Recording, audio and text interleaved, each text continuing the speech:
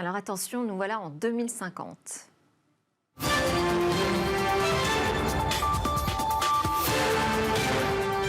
Chers spationautes, bienvenue sur 9 sur 9.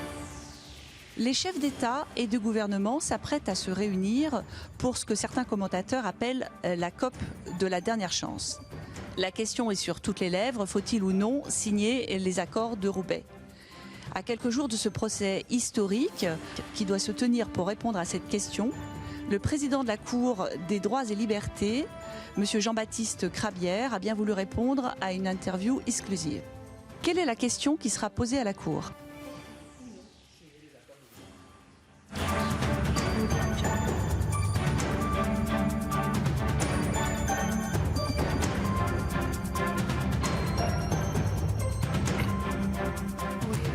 Bonjour Gérard Haas. Bonjour Delphine. Je vous présente avant d'aborder ce sujet. Vous êtes avocat, coprésident de l'association Les Jurisnautes, qui est un incubateur des questions socio-juridiques et qui aborde ces thématiques d'aujourd'hui, mais aussi de demain, sous le prisme de l'anticipation scientifique, mais aussi de la rigueur juridique.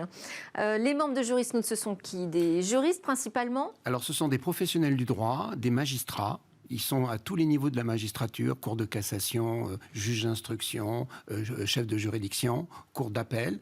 Ce sont des avocats qui sont dans tous les domaines du droit, droit pénal des affaires, droit social, droit de la prévoyance ou des nouvelles technologies. Et puis des juristes qui sont passionnés en entreprise, qui sont passionnés par les questions juridiques, mais qui vont avoir une incidence sur demain. Oui, parce que alors là, donc, vous avez organisé un 4e procès fictif des Jurisnautes qui a été filmé dans les conditions d'un vrai direct. On a découvert donc une bande-annonce pour faire le procès de la tech écologie avec cette question: comment sauver la planète sans sacrifier finalement nos libertés individuelles? De quoi est partie cette idée de scénario? Alors en fait, chaque année, donc, nous posons une question pour que la société civile s'intéresse et qu'il assiste aussi à un débat contradictoire. Parce que nous trouvons, nous, les juristes-notes, qu'on ne pose pas assez des questions qui vont avoir des conséquences sur notre avenir de demain, et on veut aussi sensibiliser les jeunes générations.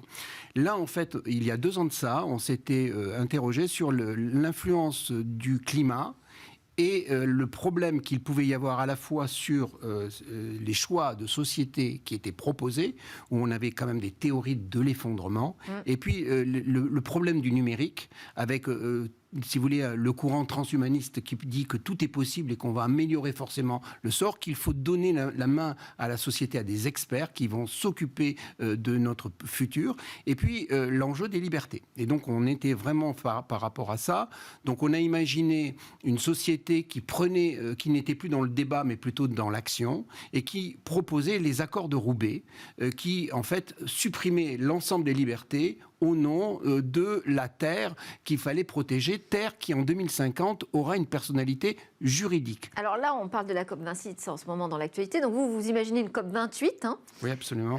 avec en plus alors un personnage qui arrive du futur, hein, le professeur Vigie, qui nous dit, alors on s'en est sorti parce que vous avez signé ces accords qui permettent de lutter efficacement contre le réchauffement climatique, mais alors on a perdu totalement nos libertés individuelles. Est-ce que vous êtes prêt à ça? Est-ce qu'il faut vraiment signer cet accord? Ça, c'est la question que vous posez, avec un débat contradictoire qui peut s'installer. Voilà, parce qu'en fait, il y a un recours qui est fait. Donc, la Terre se positionne pour dire qu'il faut absolument signer ces accords, parce que l'enjeu, c'est sans Terre, et on ne pourra plus vivre. Et puis, de l'autre côté, on a les entreprises qui disent, oui, mais si on signe ces accords, on ne travaillera plus puisqu'on va tout arrêter.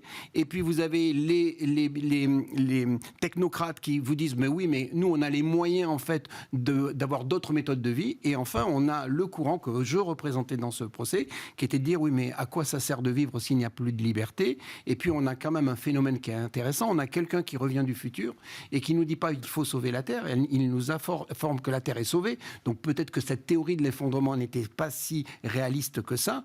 Mais en revanche, il n'y a plus de liberté. Et donc, on a posé la question de, il faut sauver les libertés. Et surtout, dans ces accords de Roubaix, il y avait quelque chose qui est en train de se passer, que l'on voit aujourd'hui. C'est-à-dire que l'on avait un état d'exception, avec, si vous voulez, qui était permanent, et on passait... Faites le parallèle avec la crise Covid-19. En fait, au moment où on a créé notre scénario, il n'y avait pas de Covid. Il faut remonter, c'était à 2 ans. C'est là aussi la capacité d'anticiper. Et en fait, il s'est trouvé que ce qu'on a vécu avec le virus de la santé, on l'a aujourd'hui, on l'avait avec le virus du climat. Donc c'était un macro-projet. Et donc il y a eu un débat. Et c'est l'intérêt des Jurisnotes, c'est de poser des questions et d'être encore un espace où on peut écouter l'autre, débattre avec l'autre, devant une juridiction où à la fin, le jury tranche. Et alors, puisque ce procès a eu lieu à la fin de la semaine dernière, quelle décision a été rendue par la Cour de justice ? Alors, le débat a été d'abord de grande qualité, comme toujours avec les Jurisnotes, où toutes les positions ont été, si vous voulez, exposées. Chacun est intervenu avec aussi ses témoins. Pour la Terre, on avait Madame Toussaint qui est venue, députée européenne, qui a défendu la Terre en disant qu'il n'y avait pas d'autre solution que d'aller sur la voie de ces accords de Roubaix. Pour les entreprises, on avait la secrétaire générale d'un syndicat qui est intervenue pour dire que le travail était important et qu'il y avait des moyens aujourd'hui d'organiser une entreprise responsable et d'aller au bout d'une démarche de green tech importante. Pour les libertés, nous avions Michel Wievrowski qui disait qu'une société, grand sociologue, qui nous disait qu'une société sans liberté n'a aucune destinée, n'a pas d'avenir. Et nous avons plaidé pour les libertés, le génie de l'homme qui a toujours su s'adapter, qui est un être social, ce que n'est pas la Terre. La Terre qui est quand même un espace sauvage, terrible, qui ne fait pas de cadeaux, qui a des caprices climatiques, etc. Et on pourrait appliquer les mêmes qualificatifs au genre humain, non ? Oui, sauf que l'homme, il s'adapte. Et qu'il est quand même un être social, et il a de l'empathie, il a de l'émotion. Et donc, peut-être que c'était ça qui donnait aussi dans l'avenir, cette construction du vivre ensemble, mais libre. Et donc, finalement, il y a eu un grand débat. Le public a voté, et le public a voté pour la liberté, et les jurés ont voté, et finalement, ils ont considéré qu'il y avait peut-être une troisième voie, qui était celle de dire qu'on pouvait vivre ensemble, terre et humain, en étant soucieux de préserver en fait les intérêts de la terre, parce qu'une terre polluée, une terre dégradée, c'est pas un avenir, mais les libertés étaient fondamentales, elles étaient essentielles, et donc l'homme, c'est d'abord un homme libre. Et donc on est parti sur cette voie-là. Et il faut préciser que cette décision, elle n'était pas connue d'avance. Non, il y a eu des grands débats et il y avait le jeu, la délibération se fait de manière secrète, mais l'avocat général, qui est notre coprésidente,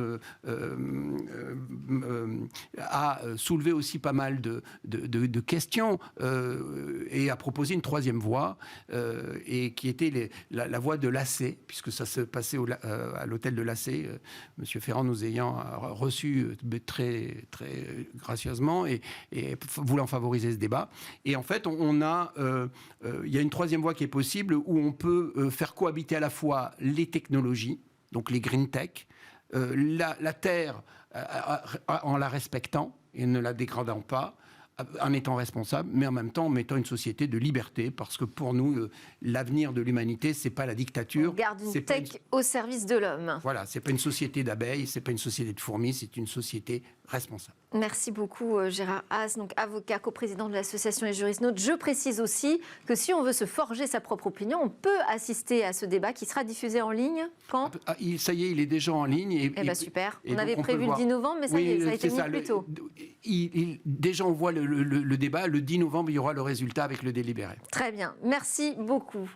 On enchaîne avec notre débat, notre débrief hebdo de l'actualité tech.